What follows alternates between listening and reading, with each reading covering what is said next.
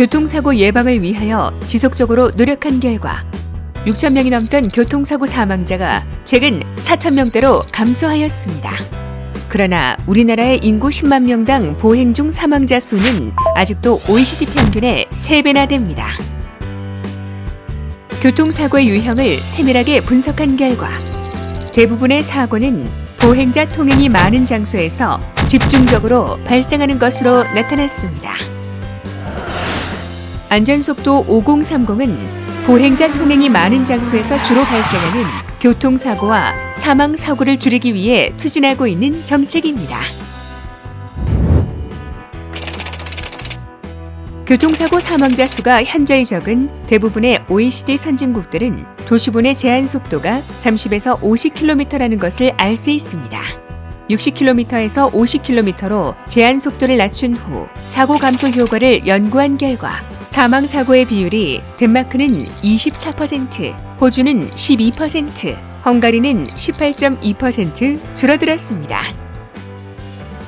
우리나라도 2014년도에 제한 속도를 낮춘 후 118개 구간의 교통사고 발생률 변화를 분석한 결과 하향 구간에서 전체 교통사고의 사상자 수가 26.7% 감소한 것으로 확인되었습니다. 또한 WHO의 자료에 따르면 차량 속도가 70km일 때 사고가 나면 생존율은 5% 이하지만 50km에서 사고가 나면 생존율은 60%로 높아지고 30km에서는 생존율이 90%로 급격히 높아지는 것을 알 수 있습니다. 이렇듯 생존율에 매우 큰 영향을 미치는 안전속도 5030의 정책의 도입은 매우 중요합니다.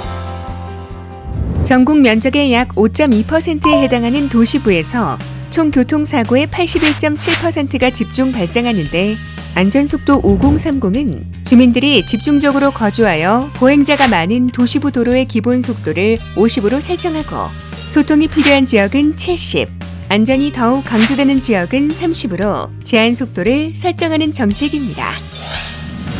경찰청은 안전속도 5030의 성공적 도입을 위해 경찰청 교통국장을 위원장으로 국토부, 서울시, 시범지역 기관 등을 포함하여 안전속도 5030 협의회를 구성하고 기관별 업무 분장을 통해 안전속도 5030 정책 도입을 적극 추진하고 있습니다.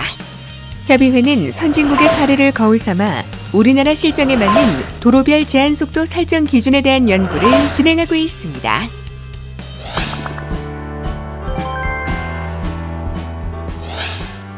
외국에 가보면 도로가 좁은 경우가 많지만 우리나라는 곳곳에 넓은 도로가 많은 편이잖아요.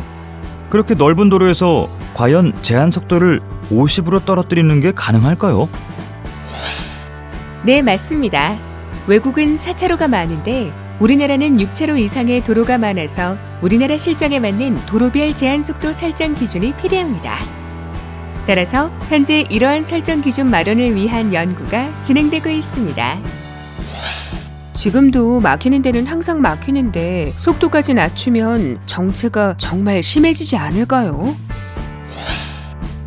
정체가 심한 도시부 도로에서 차량의 주행 속도는 최고 속도보다 낮은 경우가 대부분이며 신호 대기로 인해 자주 정차해야 하는 시내 도로 여건을 감안할 때 최고 제한 속도를 낮추더라도 실제 주행 시간은 크게 차이나지 않습니다. 다만 차량의 원활한 소통을 위하여 경찰청은 제한속도 하향과 함께 신호 연동화 등의 방법으로 차량 정체를 최소화하겠습니다. 도로가 이렇게 넓은데 제한 속도를 낮춘다 해도 잘 지켜질까 의문입니다. 그렇게 되면 안전속도 5030은 소용없지 않을까요? 도시부 내 제한속도 하향과 함께 운전자 준수율을 높이기 위해 도로폭을 슬리머하거나 감속을 유도하는 시설 추가 및 필요한 경우 단속을 강화하는 방안도 병행하여 제한속도 준수를 담보하도록 할 예정입니다. 안전속도 5030에 대해서 잘 보셨습니까? 우리 경찰은 국토부, 서울시 그리고 여러 교통 관련 연구기관들과의 협업을 통해서 안전속도 5030 정책이 우리나라 교통 여건에 최적화가 될 수 있도록 최선을 다하겠습니다. 아이들의 해맑은 웃음과 사랑하는 내 가족의 행복을 책임져야 하는 안전속도 5030 바로 여러분들과 제가 함께 지켜나가야 할 약속입니다.